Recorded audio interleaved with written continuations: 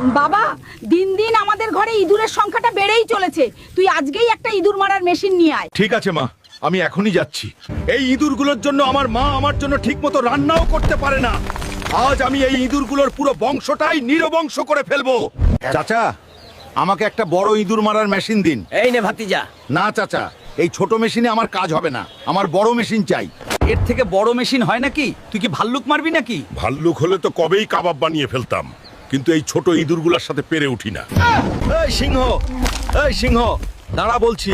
বেশি দৌড়াইস না। তুই আমাদের ঘরের ইঁদুর মারবি, না হলে আমি তোকে খেয়ে ফেলবো। মা, তাড়াতাড়ি বের হয়ে আসো। দেখো, তোমার জন্য ইঁদুর মারার মেশিন নিয়ে এসেছি। আর তোমরা চ্যানেলটা সাবস্ক্রাইব করে দাও। আজ মাকে চমকে দিব। বাবা, এটা তুই কি তুলে এনেছিস? এটা তো সিংহ, আমাকে খেয়ে ফেলবে। না মা, এই সিংহটা তোমার কিছুই করবে না। এটা আমাদের ইঁদুর মারতে সাহায্য করবে, যাতে তুমি ঠিকমতো রান্না করতে পারো। বাবা, তুই মায়ের অনেক খেয়াল রাখিস।